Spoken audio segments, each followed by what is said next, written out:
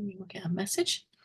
Hello, everybody. Welcome to my artist talk. This is the June 2024. The last one I did was in January 2024. It seems like a really long time ago. I think some of you might have been at that one. And what I want to do tonight is to tell you about my latest body of work. Sorry, I forgot to spotlight myself.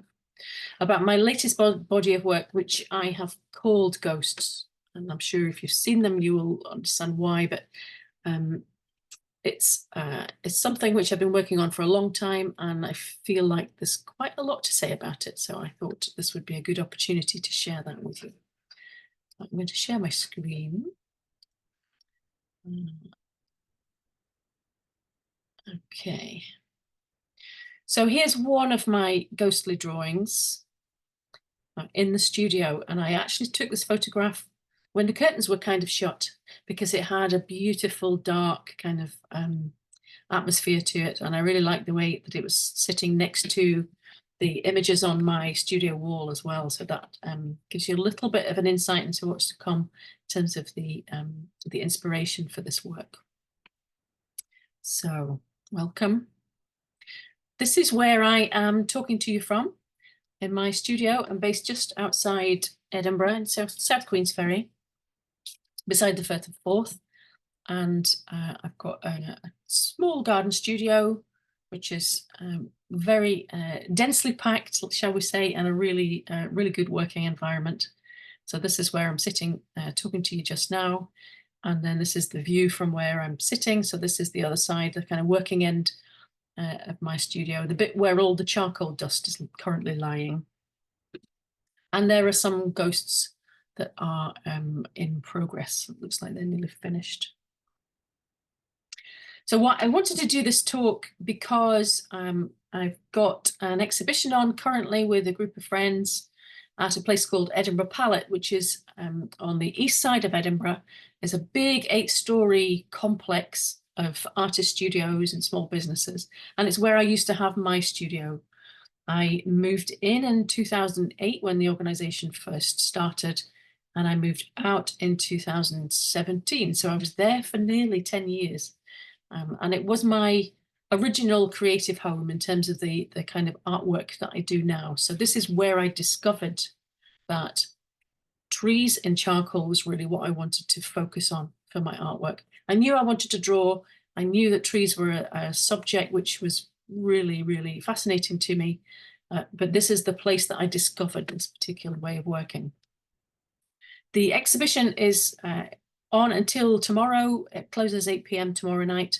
So if you haven't seen it and you're in the Edinburgh area, do pop in. I will be there between 8 and sort of 6-ish, maybe staying on for a little bit longer in the evening.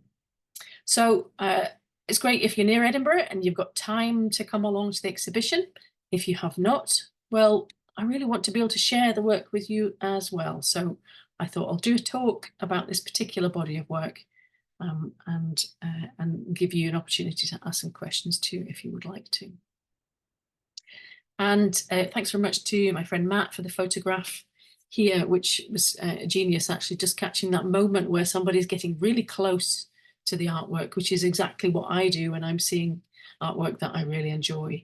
I want to see it from a distance, but I also want to see it really close up. So I'm going to give you some close-up views and some background to how the works come about in the talk. Okay.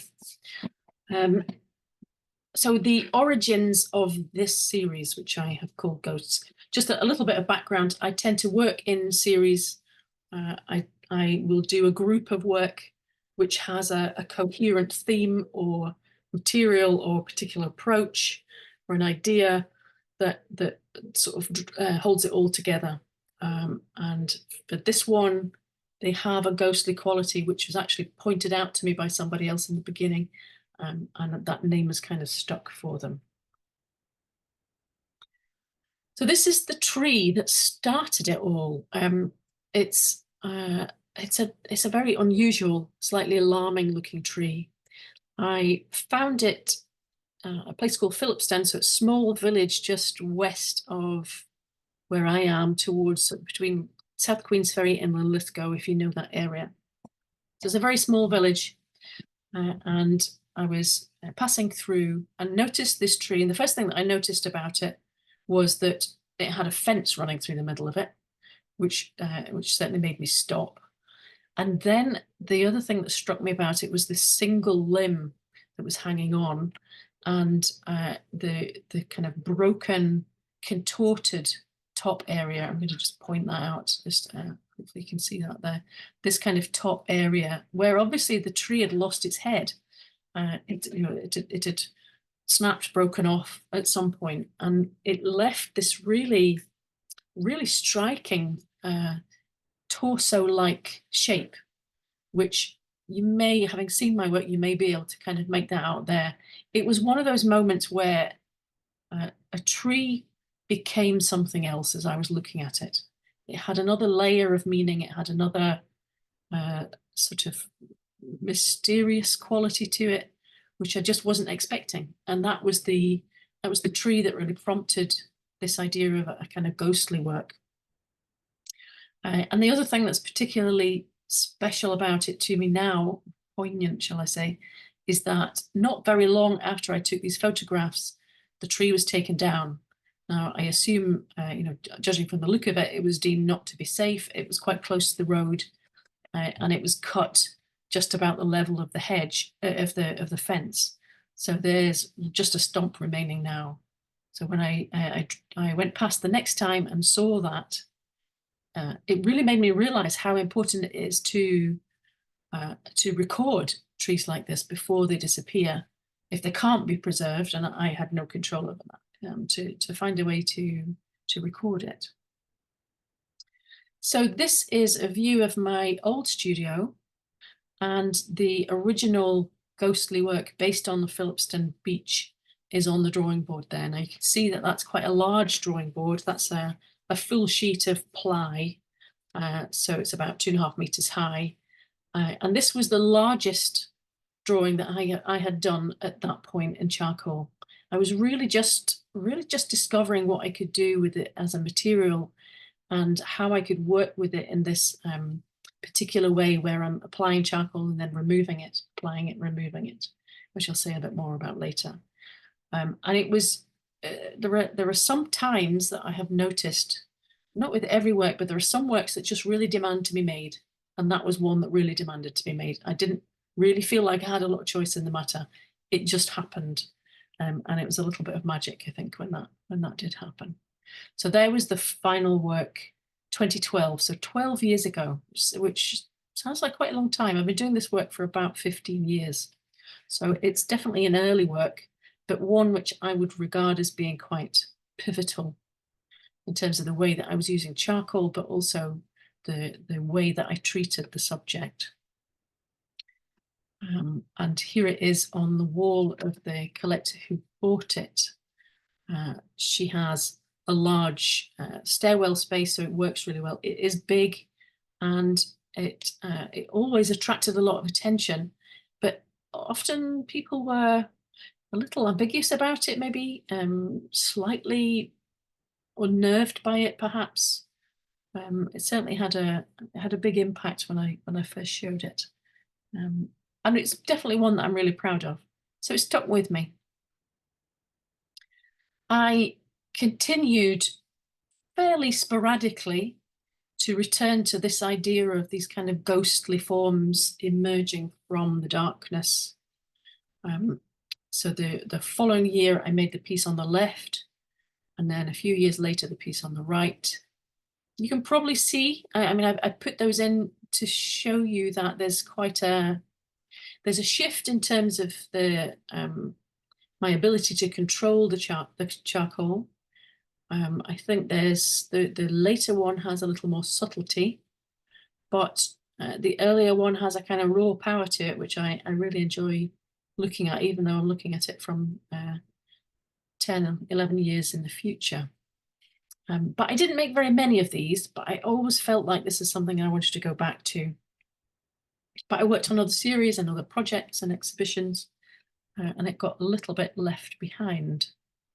So that's the kind of origins of where this series of ghosts came from.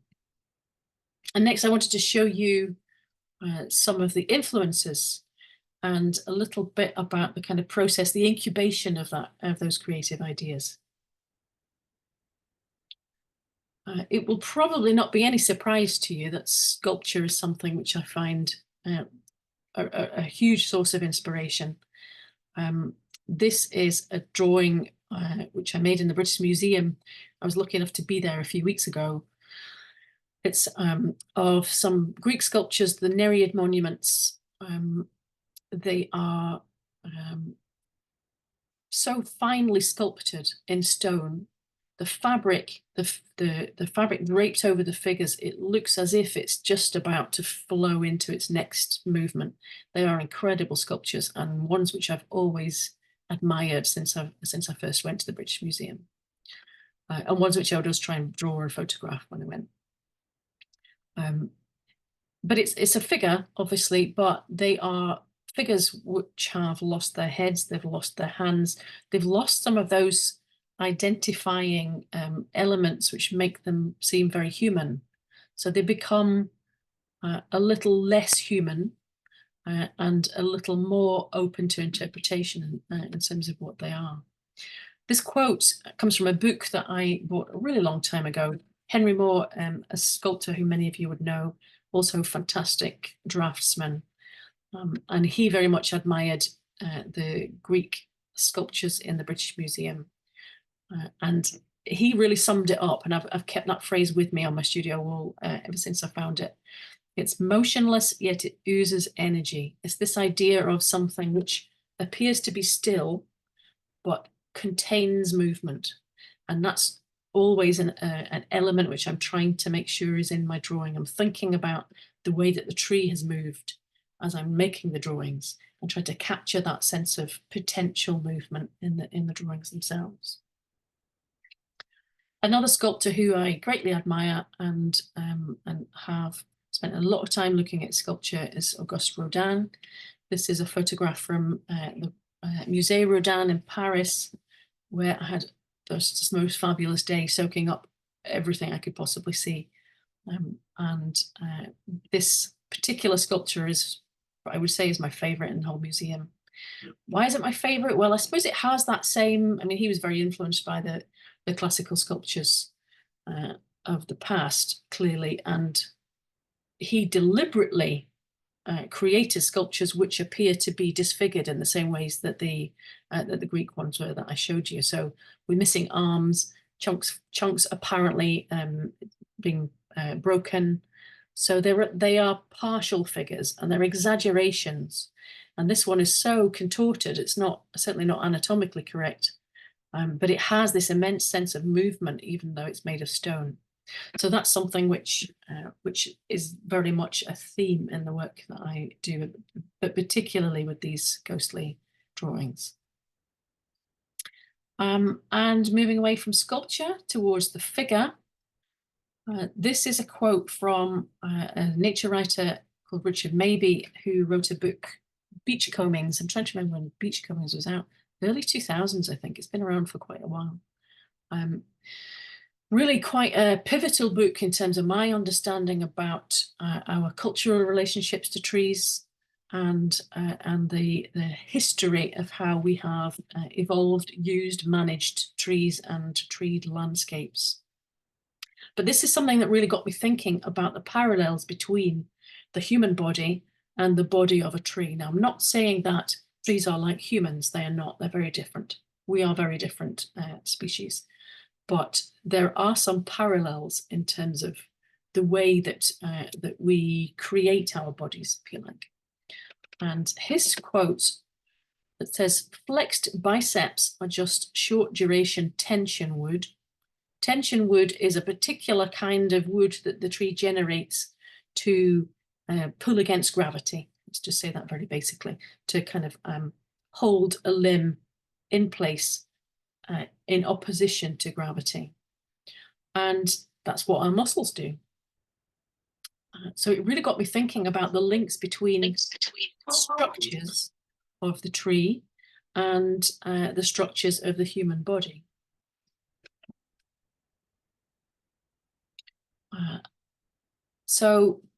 I have always done life drawing as part of my practice, as something which I use to um, maintain my observational drawing skills, just for fun, for a challenge. I mean, it can be very challenging. You never really know what's coming next with a life drawing session, and it's a brilliant practice if you enjoy observational drawing.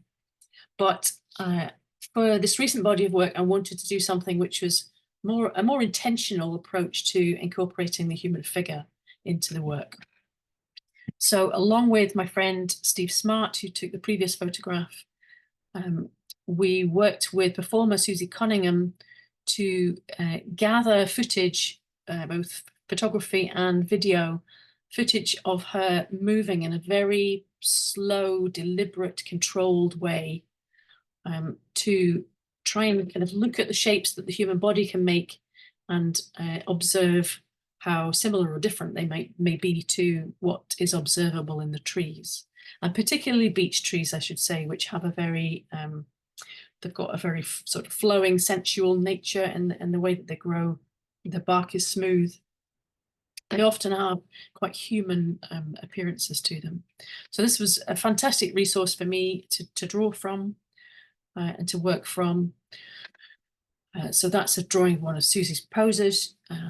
And then this probably doesn't really make any sense to you, but I put that in just as an example of a drawing practice which wouldn't necessarily be shown as an end result, but is something which it's a drawing as Susie is moving, I'm drawing.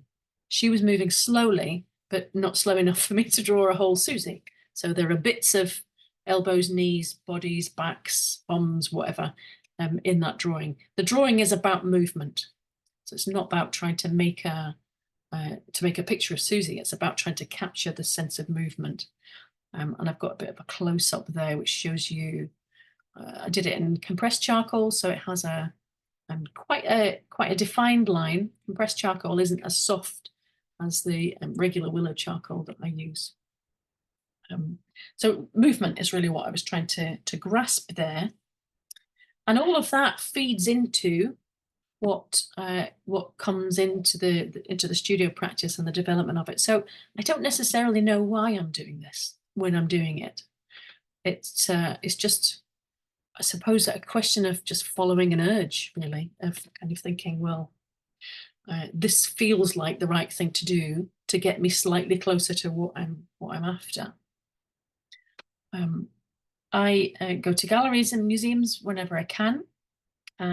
This was an unexpected little trip. I had a meeting in Glasgow and managed to have a little bit of time in the Hunterian Museum at the university, and happened upon this Whistler portrait. So there are a few, I think there are 3 in the museum at the moment on show.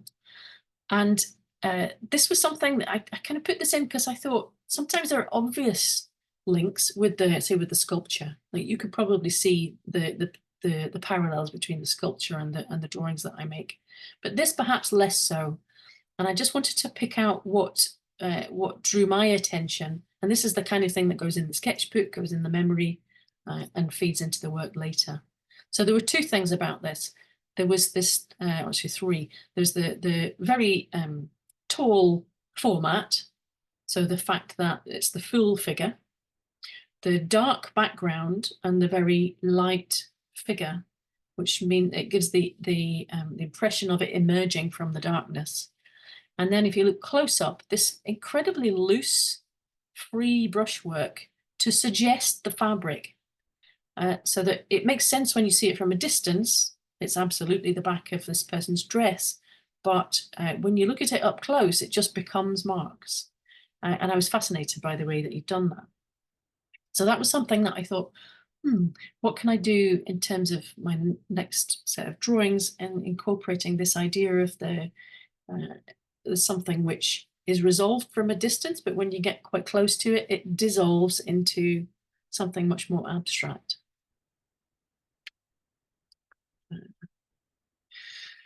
Ken Curry, very much a hero painter to me, incredible work. Not to everybody's taste. Some people may find his work, or certainly do find his work, very challenging. It's not all easy on the eye, that's for sure. But it has a great emotional impact, I think. I mean, it's a portrait of 3 oncologists, which was commissioned for the National Portrait Gallery in Edinburgh. So we already know they're surgeons. They're dressed in scrubs. They have the gloves on. You know, there's that kind of association with very serious issues, and these are very serious men doing serious jobs. But it's a very very delicate. The way that their faces are treated is very sensitive. That's the word that I'm looking for. There's a great sensitivity to it as well. So it was that kind of mix of dark, impactful painting, along with a sensitivity that was something else, another idea that I wanted to carry with me into this work. And in addition, just aesthetically, the darkness compared with the brightness of the coats there, of the clothing, and the way that the edges are very soft in places and quite hard in other places. That was something that I was really fascinated with this particular painting. Something else which I kind of was able to experiment with, I did a residency last year at the Hugo Berge Foundation, which was transformative. It was a fantastic experience. I had access to a large studio space, and which I could have 24 hours a day. And I got myself a projector because I thought this is an opportunity to try something different. So it enabled me to play with scale.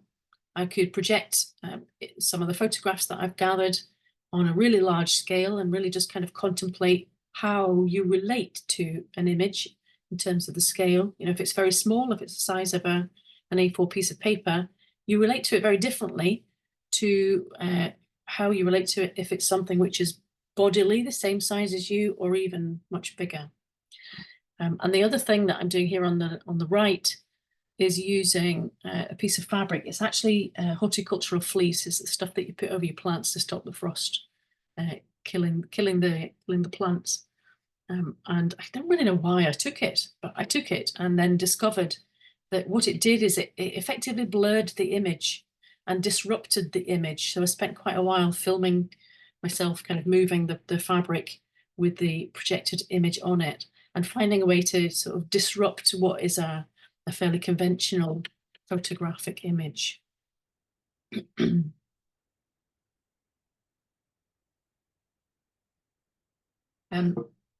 other thing which I knew I wanted to do for this body of work was to certainly begin the works with this process of what's called reductive drawing, which is really sort of how it sounds, I suppose. You apply the charcoal and then you remove it. So you begin the drawing by taking away rather than adding.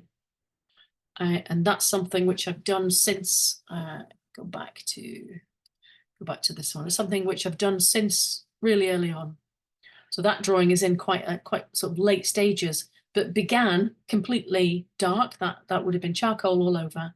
And then various tools and implements would be used to take the charcoal away. And this is just a very, very quick sketch that I did as part of a online life drawing class. So when you work in that fast, you're really not thinking about it at all. And there was something about that really caught my imagination. I think because there's really not a lot there, but your brain kind of makes it hang together, doesn't it? As you immediately see a figure, even though there's really quite a limited range of marks. Okay. And the other thing which I really wanted to try and explore in this body of work was the surface textures of the skin, if you like, the bark, the cracks, the crevices, the marks, the scars, all the kind of changes on the surface of the tree, which you don't really notice when you see the whole tree. You're standing back and admiring the beautiful crown of a tree. It's only when you get up close and you see all those marks, which tell a myriad of stories about what's happened to the tree, whether it's a human intervention, it's graffiti, whether it's beetles or woodpeckers, or whatever creatures have made those marks. We can never know. But I really wanted to get this kind of abstract, sort of textured quality into the work as well. So I know I have a lot of photographs, as you can imagine, but I've got whole folders of photographs that are just close-ups of the bark of trees. So that's a bit of background really about how the ideas came about, all the things which are swilling around in the big kind of creative pot, not really making any sense. And then there gets to a point where, well, I realize I have to make a bit of sense about this, and I have to try and realize the things that I've got going around in my head. So this is a bit of background about how that process happens, certainly for these works. They always begin this way. I'm often asked about that when I'm exhibiting and I'm talking to people about the work. Do I draw the trees? Well, yes, I always draw the trees. It always starts with a drawing. It doesn't always start with a drawing on that scale, but this is a particularly bizarre beech tree. I have to say I've never seen anything quite like it. In Arden Country Park, which is in up north in Aberdeenshire. It's very twisted. It's so complicated. The drawing doesn't really make any sense as a tree. And I wasn't trying to make a picture. This is a drawing to try and understand. So there are, I've got drawers full of drawings like these, which are just me trying to understand the forms. I'm trying to get to know them, I suppose, trying to soak up the visual language of how to represent something like this.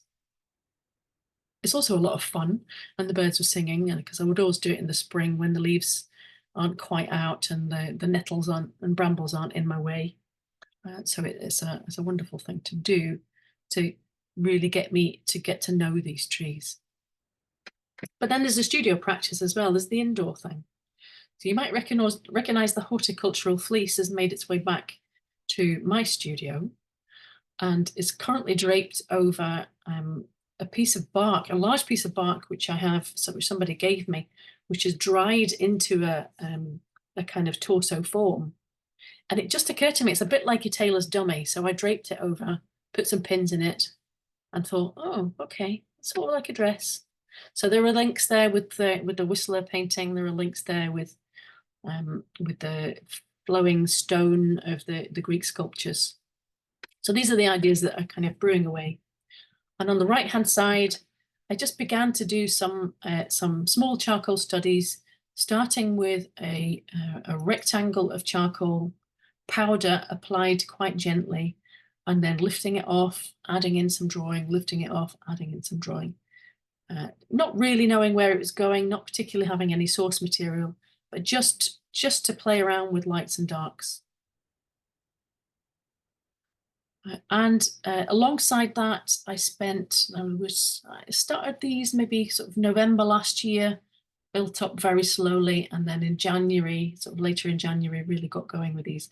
I started making a lot of these studies. I'll just play this video for you. So this is it's a preparatory drawing, not with any particular end in mind, but I am working from photographs and sketches that I've gathered previously, and exploring some of those elements that I've talked about. So the idea of movement, the links between the human figure and the sculptural aspects of the tree, this sort of solid aspects dissolving into quite abstract things down here at the bottom.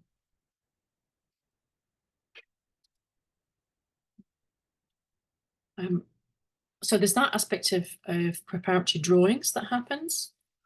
And for these works, because I knew I wanted these to be big, I had to approach it in a slightly more planned way than I might if it was something on a smaller scale.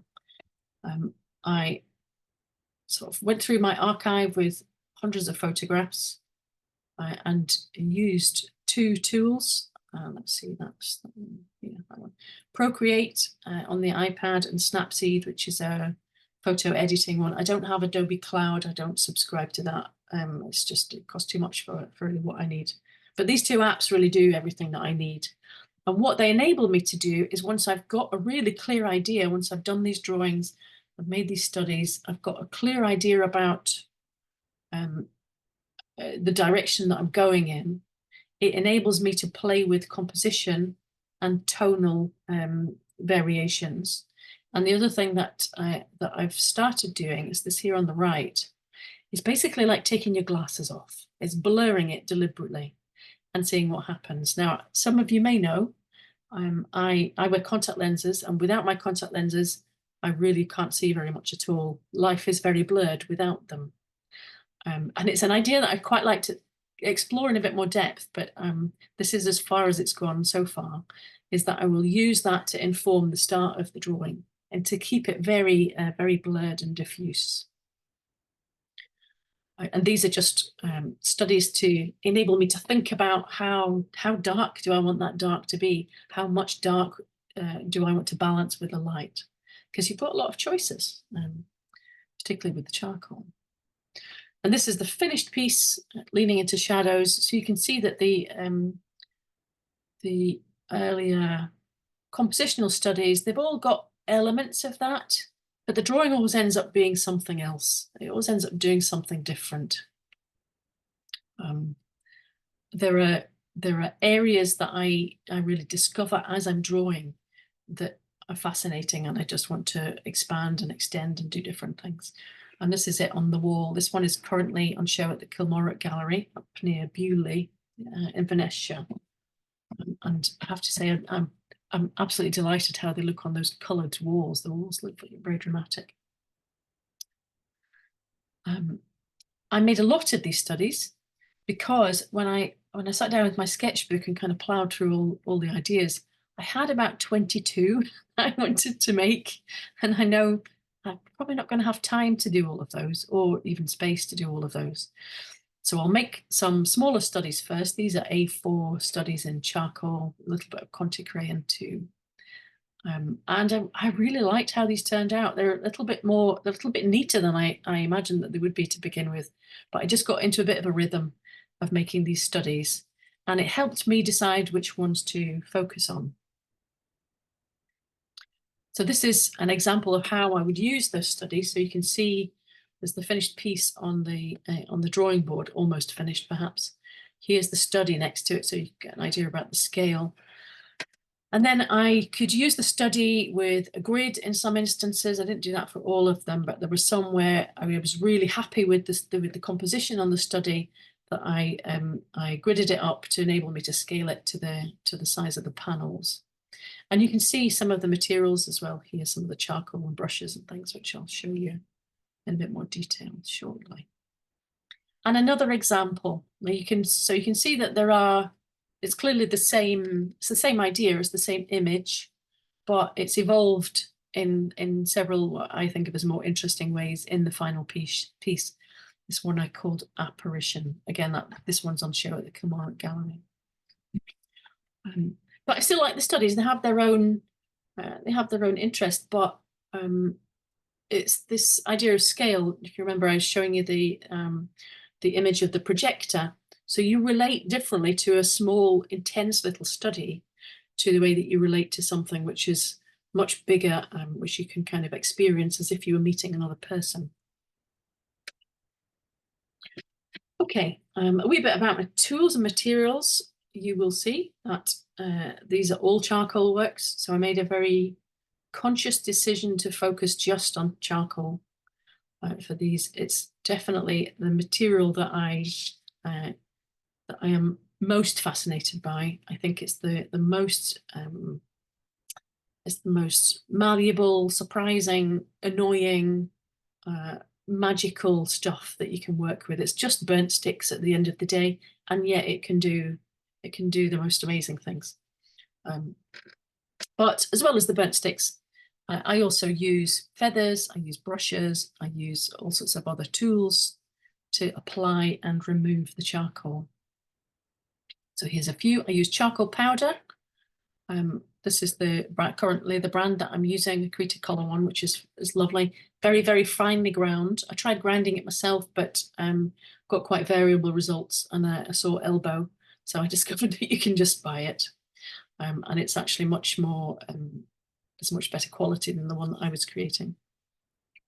Charcoal sticks are various different grades and sizes. Some charcoal which I found from trees which had been burned. So this is natural found charcoal, if you like. And then various brushes. This is chamois leather, which I use to remove the charcoal, as well as various different erasers.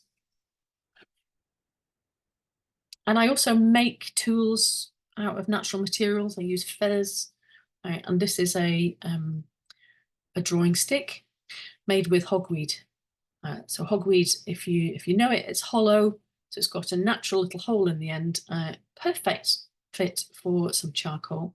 And what it does is it enables you to, essentially, you can make your arm longer. You can stand further back from the work. You can get a bit better perspective on it, and it's fun. It feels like the right thing to do. So I wanted to show you a few close-ups. This is right at the beginning of the drawing process. I've used brushes and feathers and rags and all sorts of things to give me these sort of accidental, random marks to begin the drawing with. So a very loose, messy, approximate kind of way of working. And then I'll start to erase with the leather, with the rubbers, with the brushes. I'll start to lift the charcoal out with that reductive approach. And this is what they end up looking like. I mean, they look like you've taken your glasses off, don't they, really? It's very diffuse, unresolved, and actually quite frustrating. And this is the stage where I quite often hate them, and sometimes they never recover.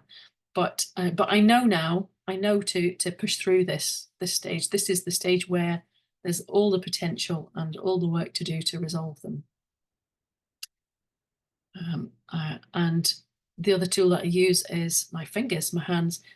Apologies for the gesture in the photograph there. I didn't actually mean that, but it's just, I just use my finger a lot, and I use my hands to dip right into the charcoal powder. So that's a detail of the drawing as it's almost finished, and then on the right is the finished work with an idea of skin. And it's not quite the same as seeing the work up close for yourself, but I thought I'll give you a few details. Really, what I've learned about working at this kind of scale, these are just over a sort of 1.10 meters, 1.20 meters high, about 70 to 80 centimeters wide, is that the images really need to work from a distance, and they need to work close up too. The light that you see is just the light of the surface. There's no applied white. And the dark is just layer after layer after layer of charcoal. Just lots and lots of charcoal in there. And you can see here that the very sort of messy, splattery kind of rags and all that sort of thing, the textures that I've created right at the beginning, I've tried to hang on to that, because that was one of the things that was really exciting about the way that the drawings began. So I tried to hang on to that too. So a few brief reflections on them then. This is a little section of my studio wall. I can't remember how this phrase came up. Arboreal obviously means trees. Corporeal obviously means bodily, figures. And it's on a little spinny bit of card there on the pin. And the idea is that these two things are kind of wrapped up in each other, and the drawings never really settle between one and the other. And when I found sort of getting a bit of distance from them, this is a photograph from a recent show of them at the Hugo Burge Foundation, was that I had managed to get something which had an impact from a distance, but had a kind of an intensity and interest when you get very close up to it. So I was really striving to get this kind of depth, very, very deep, dark blackness that these tree figures are emerging from. And this was the piece that I was commissioned to make for the Marchmont House collection, which I showed at the Hugo Bosch Foundation.